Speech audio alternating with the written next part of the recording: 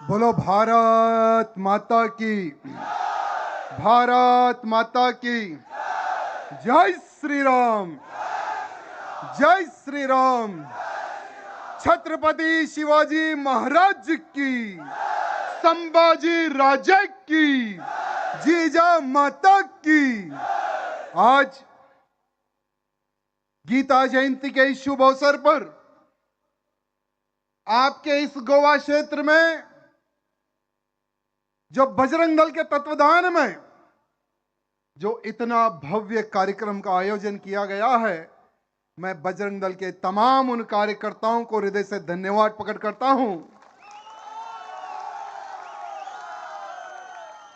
जो हर नौजवान में देश और धर्म के प्रति जो जागरूकता पैदा करने का जो बजरंग दल जो कार्य कर रहा है, मेरे मित्रों, ये एक बहुत बड़ा कार्य है। और इस कार्यक्रम को सफल करने के लिए मंच पर उपस्थित विश्व हिंदू परिषद बजरंग दल के जितने भी जो अधिकारीगण हैं, मैं उनका भी मान सम्मान एवं प्रणाम करता हूं। खास करके गोवा के कोने कोने से जो मेरे हिंदू भाई और खास करके मेरी बहनें, हम एक हिंदू है और मेरे हिंदुत्व की रक्षा के लिए, मेरे देश की रक्षा के लिए, मेरे समाज की रक्षा के लिए जो यहां भावना रखकर आप यहां पर पधारे हैं, मैं आपको कोटि कोटि प्रणाम करता हूं। और खास करके जो हमारे ढोल पतक के माध्यम से जो जोश भरने का जो आप लोगों ने काम किया है, जो संगठन का जो आप लोगों ने जो परिचय दिया है, इसके भी मैं सबके लिए बहुत बहुत हृदय से धन्यवाद प्रकट करता हूं।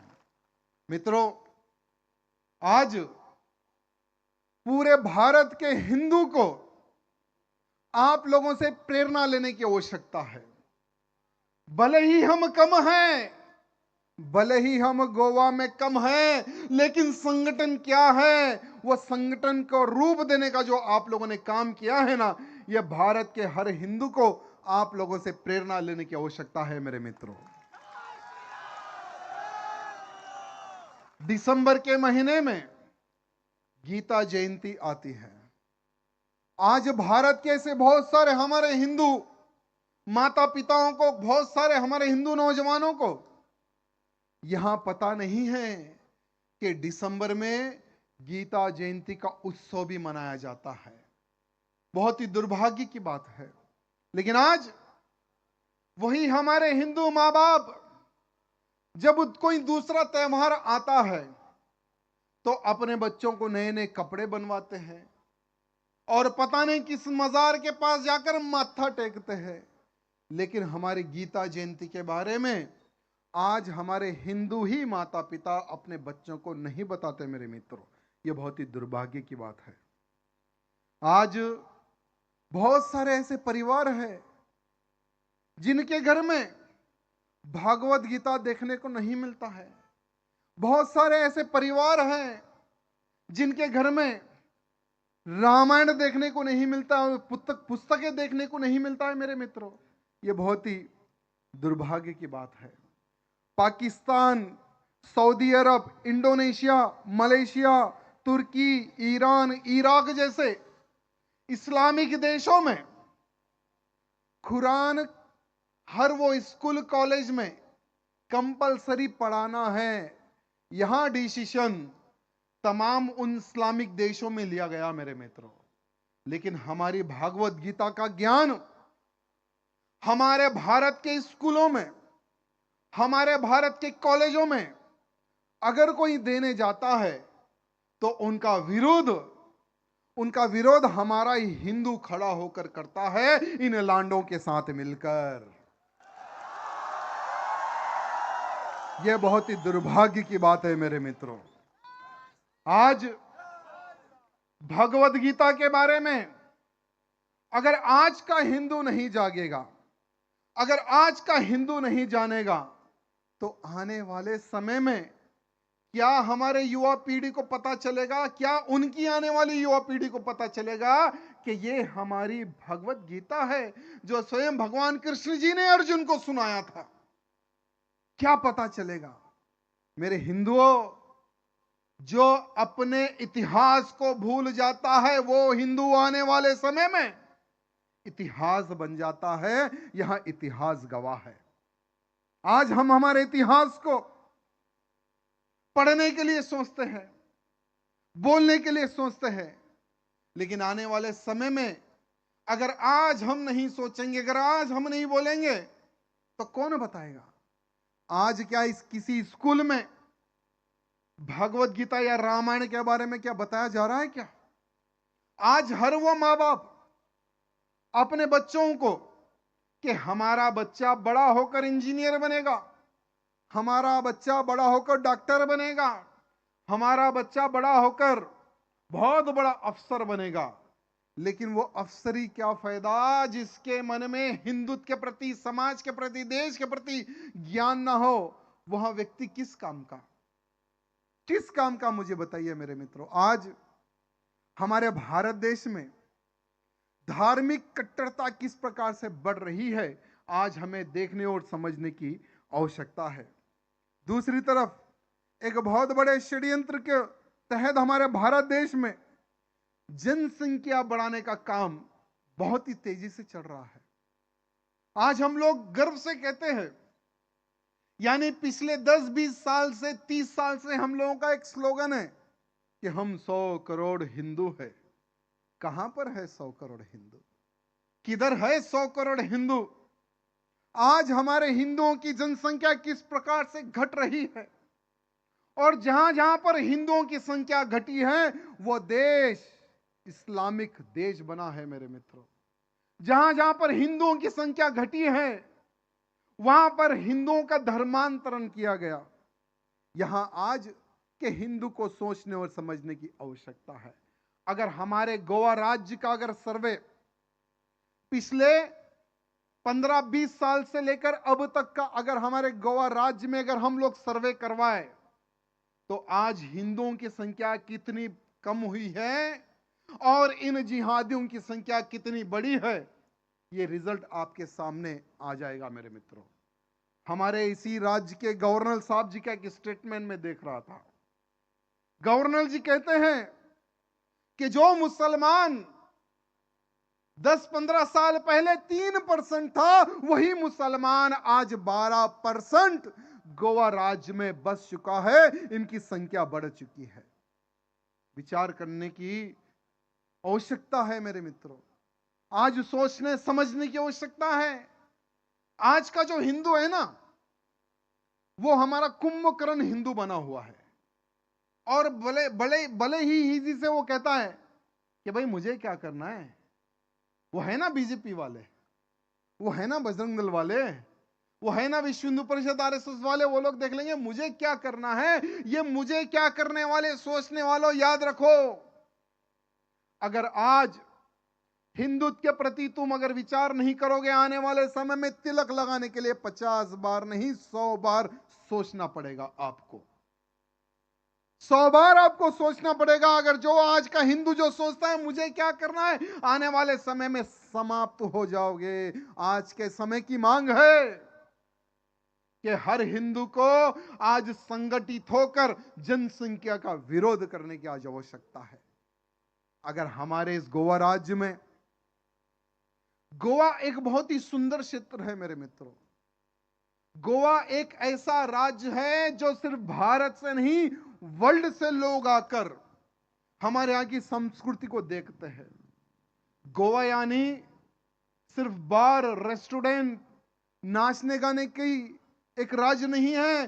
गोवा एक ऐतिहासिक गोवा है। ये यही गोवा है मेरे मित्रों जहां पर जब धर्मांतरण होता था पुर्तगालियों द्वारा, जब धर्मांतरण किया जाता था, तो मेरे छत्रपति शिवाजी महाराज ने, हम सब के छत्रपति शिवाजी महाराज ने गोवा के हिंदुओं की पुकार सुनकर गोवा में आकर धर्मांतरण को रोकने का काम यही छत्रपति शिवाजी महाराज ने किया था मेरे मित्र। हम वो इतिहास नहीं भूल सकते, हम वो इतिहास भूलने भी नहीं देंगे, क्योंकि जब जब धर्म पर संकट आया, भगवान कोई ना कोई रूप में मानव जाति के बीच में पैदा होते हैं और धर्म की रक्षा करते हैं, छत्रपति शिवाजी महाराज को मैं आदर्श और मेरे भगवान मानता हूं मेरे मित्रों।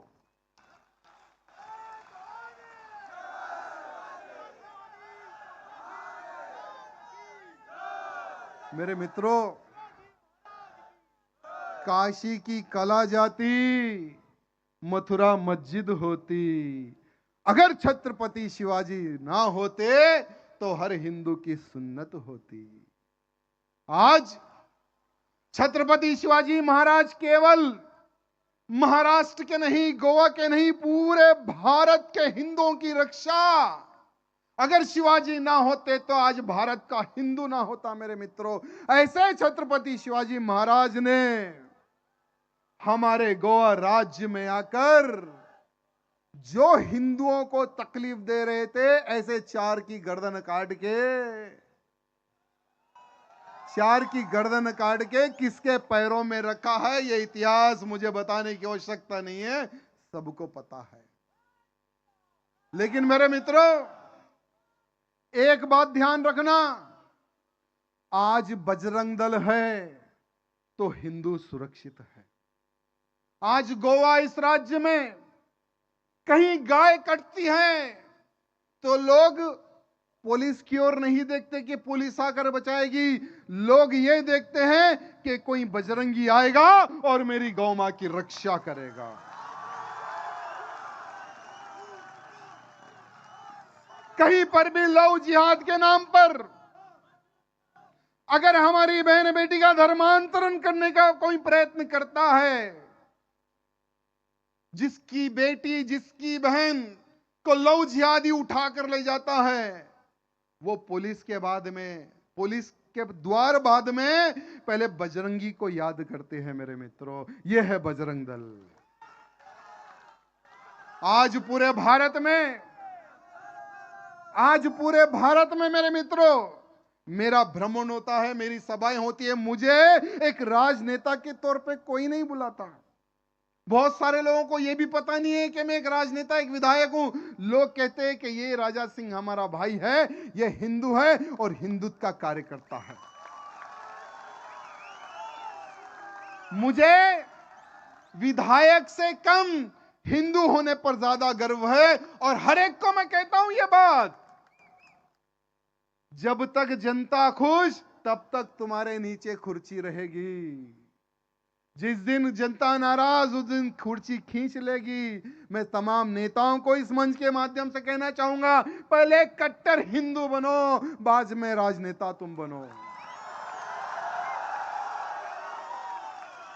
अरे जो हिंदुत्व की बात करता है वही देश पर राज करता है, यह इतिहास गवाह है मेरे मित्रों। हम हर जगह एक संदेश देते हैं मेरे मित्रों कि अगर आपको धर्म के प्रति कार्य करना है तो राष्ट्रीय स्वयंसेवक संघ से जुड़ो। अगर आपको धर्म का प्रचार करना है तो विश्व हिंदू परिषद से जुड़ो। अगर लव जिहादी को, गौ हत्यारे को, लाने जिहादी को, जो हिंदुओं के तरफ बुरी आंख डालकर भी अगर देखेगा, उनको ठोकना है तो बजरंग दल से जुड़ो। यहां संदेश भारत के हर राज्य में जाकर हम गर्व से कहते हैं कि अगर हिंदू को अगर जीवित रहना है तो या बजरंग दल से जुड़ो, या विश्व हिंदू परिषद से जुड़ो, या संघ से जुड़ो। क्योंकि किसी स्कूल कॉलेज में आपको धर्म का ज्ञान नहीं मिलेगा। अगर आपको धर्म का ज्ञान मिलता है तो यही कॉलेज में, यही स्कूल में मेरे मित्रों। और यहां पे तमाम जितने भी नौजवान हैं, जितने भी मेरी माताएं बहनें, हाथ जोड़कर निवेदन है, आने वाली पीढ़ी को अगर आपको सुरक्षित रखना है तो आज से ही अपने बच्चों को संघ की शाखा में भेजो।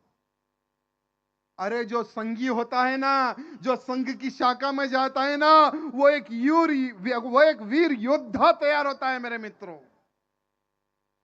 आज हमारे भारत देश को कैसा प्रधानमंत्री मिला है, पार्टी बाजू रखो। आज हमारे देश को कैसा प्रधानमंत्री मिला है, उस प्रधानमंत्री को तैयार करने वाली फैक्ट्री राष्ट्रीय स्वयंसेवक संघ है मेरे मित्रों। अरे जिस फैक्ट्री में हिंदुत्व का ज्ञान दिया जाता है, देश का ज्ञान दिया जाता है, समाज का ज्ञान दिया जाता है, अगर ऐसी फैक्ट्री में अगर कोई बनकर सोचो बाहर निकल जाता है, एक मोदी बाहर निकला तो पूरा देश परेशान।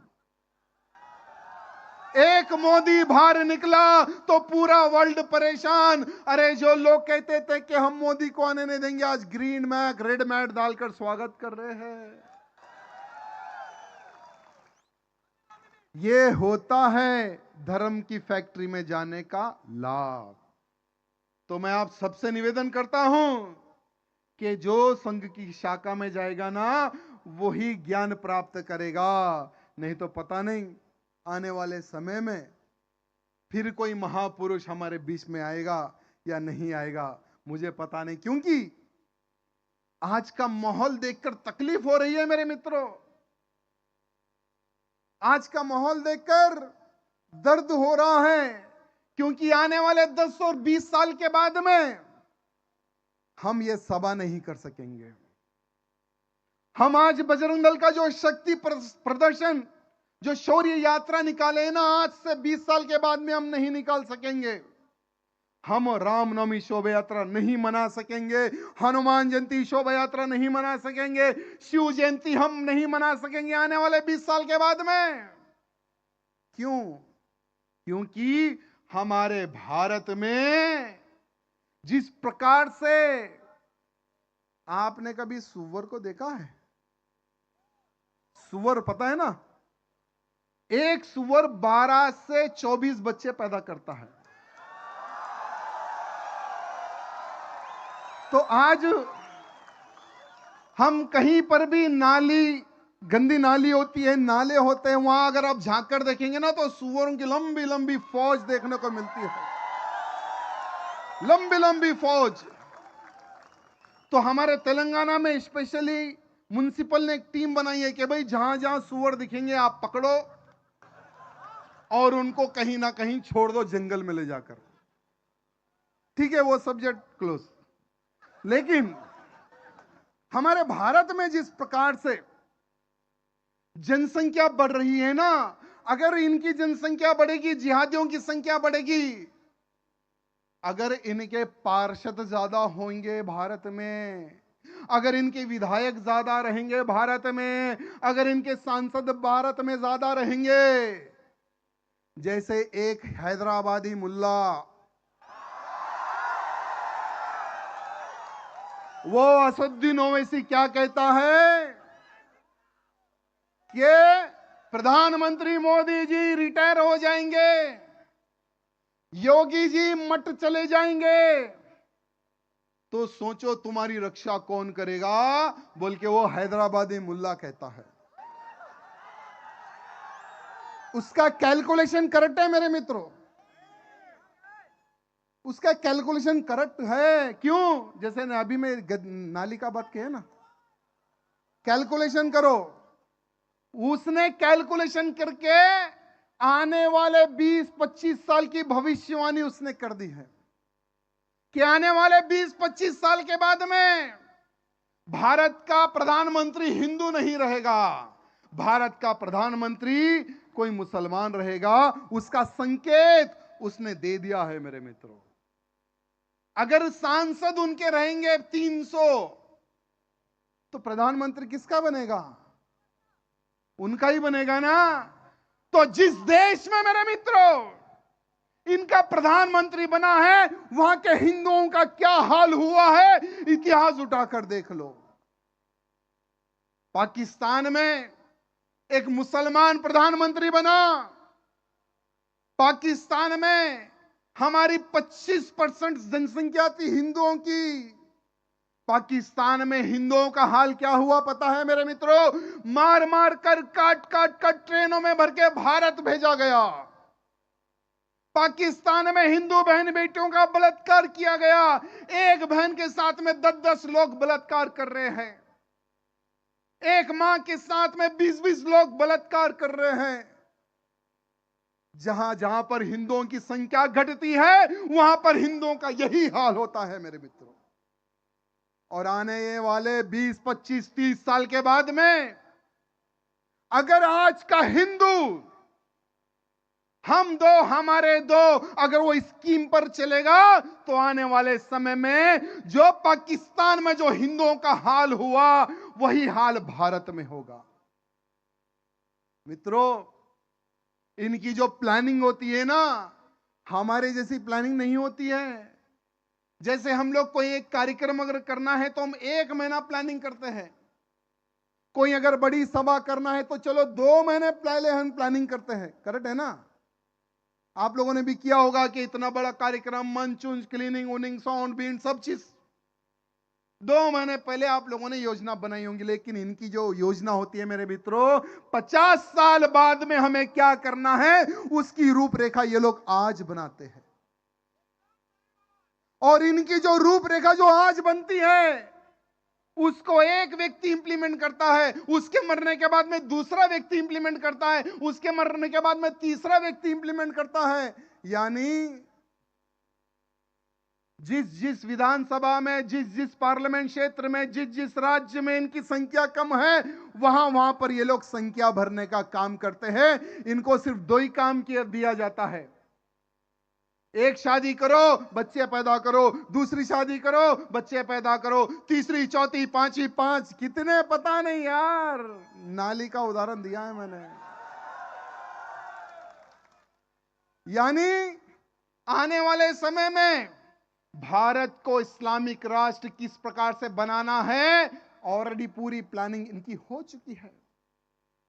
गजवा हिंद किस प्रकार से करना है, उसकी प्लानिंग हो चुकी है। गजवा हिंद माने भारत से युद्ध किस प्रकार से करना है, उसकी योजनाएं बन रही है मेरे मित्रों। और हमारा हिंदू पार्टीवाद में बट रहा है, जातिवाद में बट रहा है, प्रांतवाद में बट रहा है। मेरे हिंदुओं, जब हिंदू बटता है, हिंदू कटता है। यहां इतिहास गवाह है, यहां इतिहास गवाह है। आपके ही इस गोवा क्षेत्र में भैया जी बता रहे थे कि एक मस्जिद के अंदर लिफ्ट लगाकर नीचे ट्रेनिंग सेंटर दिया जा रहा था, ट्रेनिंग सेंटर चलाया जा रहा था। लेकिन मैं धन्यवाद प्रकट करता हूं वो समय के हिंदू वीरों को जिन्होंने विरोध किया, जिन्होंने उस मस्जिद को बंद करवाया, ट्रेनिंग सेंटर को बंद करवाया। उन हिंदुओं को धन्यवाद करता हूं। लेकिन वो समय पर कितना बड़ा विरोध करने का उन्होंने प्लान किया था गोवा में, लेकिन गोवा की सरकार ने परमिशन नहीं दिया, तो कर्नाटक में जाकर इन्होंने शक्ति प्रदर्शन बताया अपना। लेकिन आज गोवा के हिंदुओं, याद रखो, अगर आप लोग भी जनसंख्या के ऊपर विचार विमर्श नहीं करेंगे तो आने वाले समय में जो पुण्य क्षेत्र कहा जाता है गोवा, जो प्राचीन काल के मंदिर है हमारे गोवा क्षेत्र में, जो छत्रपति शिवाजी महाराज के कर कमलों द्वारा आज का हिंदू यहां पर जीवित है, आने वाले समय में यहां पर हिंदू नाम मात्र का रह जाएगा। और ये जो लव जिहादी है ना मेरे मित्रों, ये सिर्फ हिंदू को टारगेट नहीं करते। मैं ईसाई भाइयों से भी निवेदन करना चाहता हूं, आज के गोवा के केरला मूवी एक बार देख लेना, केरला फाइल। उसमें तो बहुत थोड़ा बताया गया, केरला फाइल में बहुत थोड़ा बताया गया। हिंदू की लड़की को भी लव जिहाद के नाम पर फंसाया जा रहा था, ईसाई की भी लड़की को लव जिहाद के नाम पर फंसाया जा रहा था। मैं मेरे ईसाई भाइयों से निवेदन करना चाहता हूं, हमारे घर के द्वार हमेशा खुले हैं, आ जाओ, ताकत बढ़ेगी। क्योंकि हमारा दुश्मन सामने खड़ा है, हमारा दुश्मन तलवार लेकर खड़ा है, हमारा दुश्मन लव जिहाद कर रहा है, हमारा दुश्मन लैंड जिहाद कर रहा है। ऐसे दुश्मन से अगर हमें टकराना है, संगठित होना है, आओ, हमारा द्वार खुला है। आ जाओ, हमारा द्वार खुला है। मिलकर इन लव जिहादियों को सबक सिखाएंगे। मिलकर हमारे इस गोवा प्रांत में जो 3% से जो 12% हो गए ना, ऐसे कचरे को साफ करने का काम करेंगे मिलकर। अगर हम नहीं मिलकर काम करेंगे, ठीक है, हमारी शक्ति है। अगर गोवा के हिंदुओं को आवश्यकता पड़ी तो महाराष्ट्र का वीर मराठा गोवा आ जाएगा। अगर मेरे गोवा के हिंदुओं को आवश्यकता पड़ी तो कर्नाटक का मेरा हिंदू वीर गोवा आ जाएगा। लेकिन मेरे ईसाई भाइयों, तुम्हारे लिए कौन आएगा?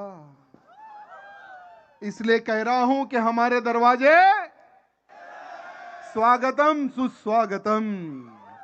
मेरे मित्रों, आज हिंदुओं को जगाने के लिए पता नहीं कितने मूवीज बन रहे हैं। केरला फाइल एक बनी, साबरमती फाइल बन चुकी है, कश्मीर फाइल बन चुकी है, ताजगंज फाइल बन चुकी है। देखिए, हिंदुओं को जगाने के लिए फाइल पे फाइल, मूवीज पे मूवीज बनाना पड़ रहा है। और हमारा हिंदू पता है क्या हो गया? मूवी देखेगा, बाहर आएगा, भूल जाएगा।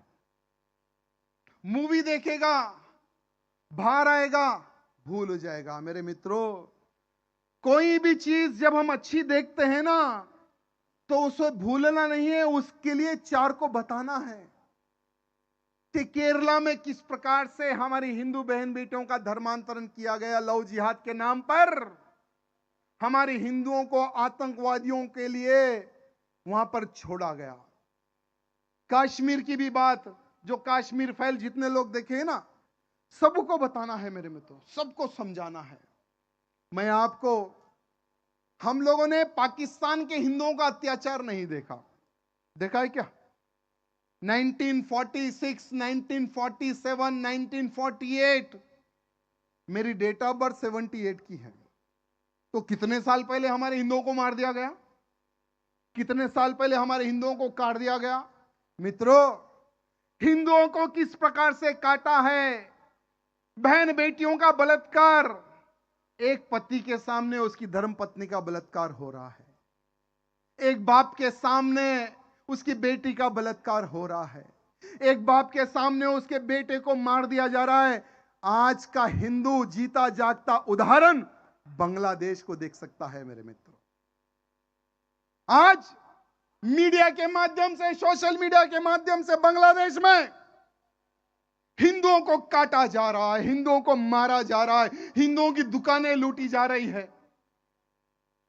किस प्रकार से वहां का हिंदू पुकार रहा है कि कोई तो हमें बचाए, कोई तो हमें यहां से निकाले। वहां के इस्कॉन टेम्पल के महंत चिन्मया कृष्णदास जी को इसलिए जेल में डाला गया, इसी प्रकार से वो एक सभा लगाकर हिंदुओं को एक करने का एक संदेश दे रहे थे। वो इस्कॉन मंदिर के महंत को जेल में डाला दिया गया। वो इस्कॉन मंदिर के महंत के लिए जब एक मुसलमान वकालत के लिए एडवोकेट जो खड़ा होता है, उसका मर्डर किया जाता है। उसके बाद में एक हिंदू एडवोकेट खड़ा होता है, तो कोर्ट के बाहर उस हिंदू एडवोकेट के ऊपर जानलेवा हमला किया जाता है। आज भी वो हिंदू एडवोकेट सीरियस कंडीशन में है मेरे मित्रों। जब चिन्मया कृष्णदास जी की पेशी होती है ना, हियरिंग, जब कोर्ट को लाया गया तो उनके समर्थन में एक भी एडवोकेट नहीं खड़ा था। उनकी फिर डेट आगे बढ़ा दी गई, जनवरी 2 तारीख कर दी गई। मेरे मित्रों, ये जो बांग्लादेशी है ना, ये जो बांग्लादेशी है, ये हरामी, इनका इतिहास ये लोग भूल गए मेरे मित्रों। 1971 की बात बता रहा हूं मैं आपको। 1971 में जब पाकिस्तान का मुसलमान, 1971 में पाकिस्तान का जो हरामी मुसलमान है, वो बांग्लादेशी मुसलमान को काट रहा था, बांग्लादेशी मुसलमानियों का रेप कर रहा था, बांग्लादेशी मुसलमान के छोटे छोटे बच्चों को काट रहा था। तो किसी देश ने साथ नहीं दिया। वो समय पर बांग्लादेश का साथ देने वाला देश हमारा भारत देश था मेरे मित्रों। बांग्लादेश में भारत की वीर सेना ने घुसकर, पाकिस्तान में भारत की वीर सेना घुसकर पाकिस्तान से बांग्लादेश को अलग करने का काम हमारी वीर सेना ने किया मेरे मित्रों। और 90,000 पाकिस्तानी सेनाओं के सर भारत की सेना के कदमों में झुकाने वाली वीर सेना वो समय पर मेरे मित्रों, जो बांग्लादेश को अलग करने के लिए काम किया था। ये जो लांडे है ना, इनका जो खून है ना मेरे मित्रों, लोग ये सोचते हैं कि ये बांग्लादेशी मुसलमान है, ये पाकिस्तानी मुसलमान है, ये फलाना उस कंट्री का मुसलमान है। खून में कोई चेंजेस नहीं है मेरे मित्रों। इनके जो खून में है ना, ये गद्दारी भरी हुई है, चाहे वो किसी भी कंट्री का मुसलमान क्यों ना हो। मैं आज प्रधानमंत्री मोदी जी से निवेदन करना चाहता हूं कि मोदी जी, रुद्र रूप दिखाने की आवश्यकता है। आज रुद्र रूप दिखाने की आज आवश्यकता है। बांग्लादेश का हिंदू पुकार रहा है, भारत का हिंदू पुकार रहा है कि बांग्लादेशी मुसलमानों को सबक सिखाने का समय अब आ चुका है। मोदी जी, हमें गर्व है कि भारत की रक्षा के लिए हमारी वीर सेना बैठी है। एक हमारा सैनिक का एक वीडियो देख रहा था मैं। हमारा एक वीर सैनिक कहता है कि जो लोग कहते हैं कि बांग्लादेशी मुसलमान आ जाएगा भारत में, हम खड़े हुए बॉर्डर पर, हमें विश्वास है आप पर। आप जब तक बॉर्डर पर है, हमें डर नहीं है। हमारा देश आज सुरक्षित है तो हमारी आर्मी की वजह से, हम सुरक्षित है तो हमारी पुलिस की वजह से। अरे वो जागते हैं तो देश सुरक्षित रहता है, ये हमारे राज्य की पुलिस जागती है तो हम सुरक्षित रहते हैं मेरे भाइयों। उससे हमें कोई गिला शिकवा नहीं है। अगर कोई बांग्लादेशी आतंकी अगर घुसने का प्रयत्न करेगा तो उन लांडों को ठोकने का काम मेरी आर्मी करेगी।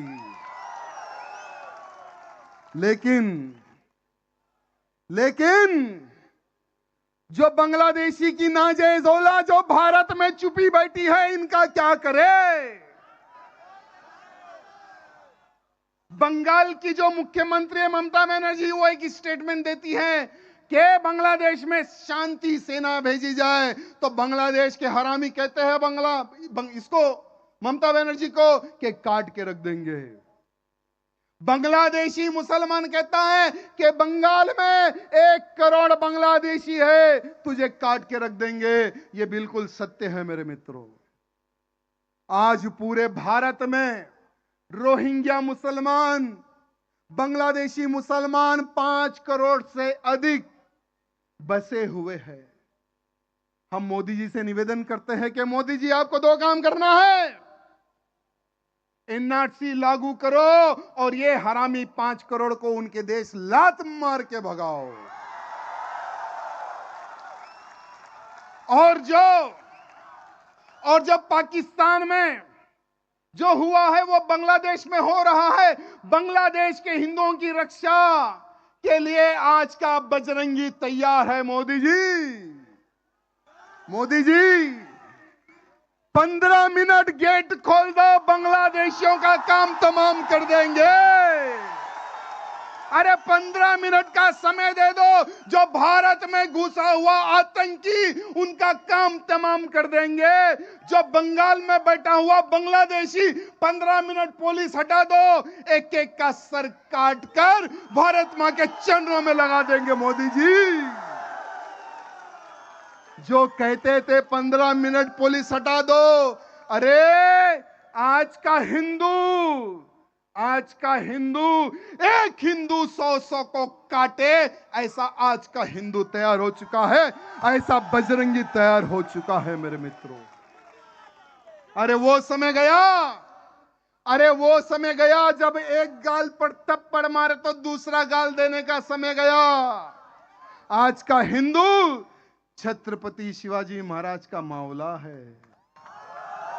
आज का हिंदू छत्रपति शिवाजी का मौला है। अफजल खान का सीना चीरकर हम भगवा लहरा सकते हैं और आज के इन अफजल खान की नाजायज औलादों का भी सीना चीरने का जिगर आज का हिंदू रखता है।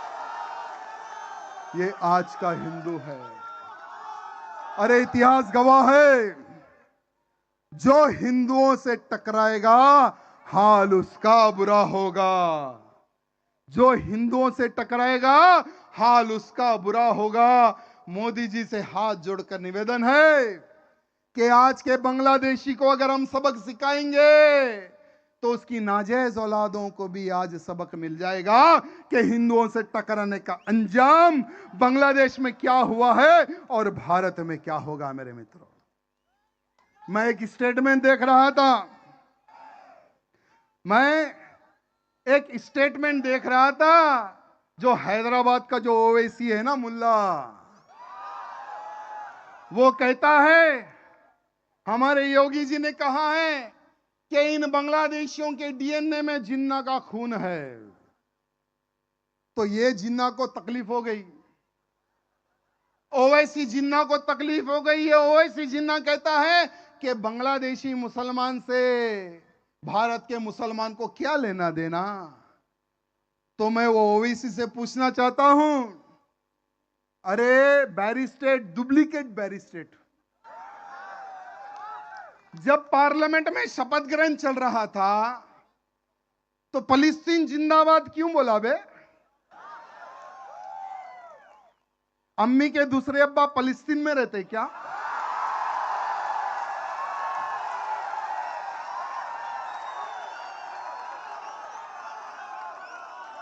जब तुम्हारे को बांग्लादेशियों से संबंध नहीं है बोलते और फिलिस्तीन जिंदाबाद का नारा लगाते, तुम्हारी सभाओं में, तुम्हारी मीटिंगों में पाकिस्तान जिंदाबाद के नारे लगाते, हमास के आतंकियों का तुम सपोर्ट करते हैं। हमास के आतंकियों को जब ठोका जाता है तो तुम छाती पीट पीट कर रोते हो। अरे आज मुसलमानों का सबसे बड़ा कोई दुश्मन है तो ये बड़ा बुलडॉग और ये छोटा बुलडॉग, कोई बाहर वाला नहीं है इनका दुश्मन। ये भड़काने वाले हैं, ये भड़काते हैं और ये चूहे बिल से बाहर निकल जाते हैं। मेरे मित्रों, आज समय की मांग है, समय की मांग है तो हमको तैयार होकर खड़े होना है। हम लोग कहते थे मेरे मित्रों कि अयोध्या में भव्य राम मंदिर बन के रहेगा। हमने बाबर का ढांचा जब गिरा था, मैं समझता हूं यहां से बहुत से लोग जो नौजवान हैं उनको पता नहीं है, लेकिन जो मेरे पीछे बैठे हुए ना अधिकारीगण, इन्होंने देखा है बाबर के ढांचे को गिरते हुए। हर हिंदू का सपना था कि अयोध्या में राम मंदिर बनते, देखा है, हम देखना है, हमारे बच्चों को दिखाना है। लेकिन आज आसमान को छूने वाला राम मंदिर बन रहा है। मेरे मित्रों, हिंदुओं का सपना पूर्ण हो गया है। लेकिन वो समय पर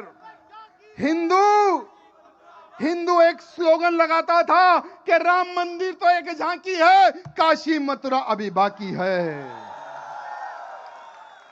मित्रों, क्या आपने सोचा था अयोध्या में राम मंदिर बनेगा? नहीं।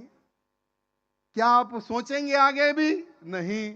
लेकिन जो लोग सोचते थे कि राम मंदिर नहीं बनेगा, राम मंदिर बन गया। जो लोग कहते थे कि कश्मीर से धारा 370 नहीं हटेगा, धारा 370 हट गया। जो लोग आज ये बोल रहे हैं कि जब तक हम जिंदा है काशी और मथुरा को हम बनने नहीं देंगे, तो उन मुल्लों को कहना चाहूंगा कि वो दिन दूर गया, वो दिन दूर गया। अब तुम्हारी सोच खत्म कर लो तुम लोग। मैं उनसे भी निवेदन करना चाहता हूं, तुम हमारे ही बेटे हो। कहां से आए हो क्या तुमको याद है? अरे हम मर्दों की ही तो तुम औलाद है। अगर इनके पूर्वजों के बारे में, अगर इनके दादा परदादा के बारे में अगर ये लोग खुद रिसर्च कर ले तो या कन्हैया निकलेंगे या राम निकलेंगे, दूसरा नहीं निकलेगा। क्योंकि वो समय पर तलवार की नोक से डर कर सलवार कमीज इन्होंने पहनी है वो समय पर। इसीलिए कहता हूं स्वागतम सुस्वागतम। कश्मीर की एक हीरोइन है, हीरोइन माने जो पूर्व मुख्यमंत्री महबूबा मुफ्ती की एक बिगड़ी हुई औलाद, इल्तिजा मुफ्ती, उसने एक ट्वीट किया है। किसी एक व्यक्ति ने एक दो लोगों को चप्पल से मारा है, बोल जय श्री राम, तो वो जय श्री राम बोलने लगा चप्पल की मार से। एक व्यक्ति पता नहीं किस क्षेत्र में कहां पर क्या उसने काम किया है, उससे क्या हमारा कोई लेना देना है? नहीं है ना। लेकिन ये इल्तिजा मुफ्ती पूरे हिंदुओं के ऊपर कमेंट इसने किया है। वो कहती है कि भगवान राम को आज शर्म आनी चाहिए, उनका सर आज झुक गया होगा, और आज का जो हिंदू है वो इसी प्रकार से कार्य करता है। आज का हिंदू बहुत ही गलीज है, उसका एक कहना है। तो मैं उसको कहना चाहूंगा कि तुम्हारी जो अम्मी है और तुम्हारे जो अब्बा है, तुम्हारी अम्मी ने जो तुम्हारे अब्बू है, तुम्हारे चाचा से तो तुम लोगों ने शादी की है। यानी जो इल्तिजा मुफ्ती है उसका जो नाना है वही उसका बाप है। ये तो तुम्हारा इतिहास है। अरे हमारे इतिहास के ऊपर उंगली उठाने से पहले 50 बार सोच लेना, क्योंकि अगर हम इतिहास अगर खोदने बैठे तो तुम्हारी 7 पीढ़ी याद रखेगी कि किस हिंदू को हमने छेड़ा था। और ये जो कश्मीर में जब धारा 370 हटी थी उसका विरोध करने वाली यही औरत, जब भगवान का श्री राम मंदिर बन रहा था उसका विरोध करने वाली यही औरत, अरे जब कश्मीर में हमारे कश्मीरी पंडितों को काटा जा रहा था, जब तुम्हारे पूर्वज ठहर कर तो हमारे हिंदुओं को काट रहे थे, क्या तुम्हें याद नहीं कि कितना जुल्म हमारे हिंदुओं ने वहां पर सहा है? मेरे मित्रों, आज हर हिंदू को एक संकल्प लेने की आवश्यकता है मेरे मित्रों, कि हम भारत में घुसे हुए घुसपैठियों को मार मार कर भगाएंगे।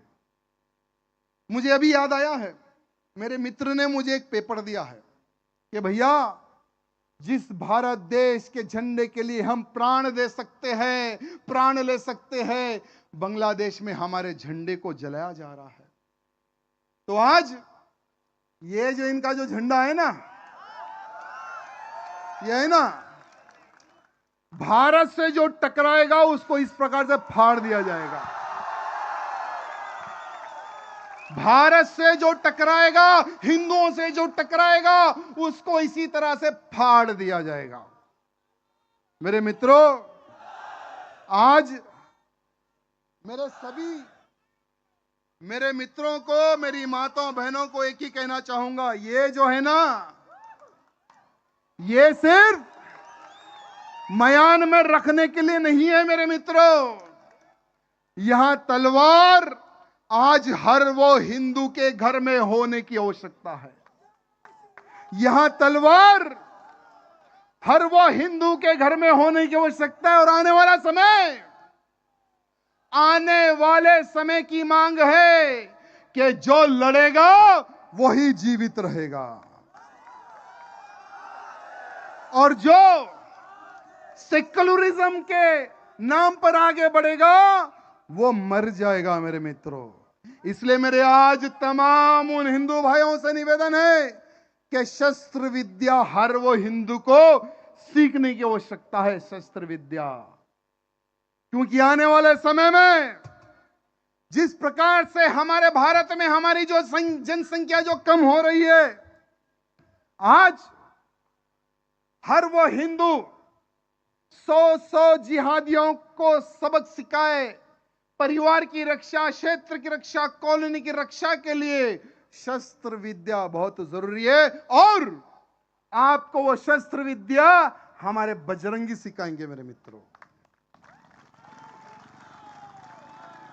हमारे बजरंगी, जिसको भी शस्त्र विद्या सीखना है तो संपर्क करें हमारे बजरंग दल के कार्यकर्ताओं से। ऐसा योद्धा बनाएंगे जो बाल नहीं छू सके, बाल छूने वाले जिहादी के हाथ और गर्दन को नीचे गिरा दे, ऐसे योद्धा हम बना देंगे मेरे मित्रों। मेरे मित्रों, आज आखिरी में मैं एक संकल्प आपको दिलाने आया हूं और एक संकल्प दिलाकर जाऊंगा। जितने लोगों के पास फोन है ना, यानी ऊपर तो तारे हैं, हम जमीन में भी तारे दिखा देंगे। सब लोग टॉर्च लाइट खोलो मेरे मित्रों, कि सोशल मीडिया के माध्यम से जो लोग गोवा के हिंदुओं का ये शक्ति प्रदर्शन देख रहे हैं, उनको ये पता चले कि गोवा का हिंदू जाग गया है।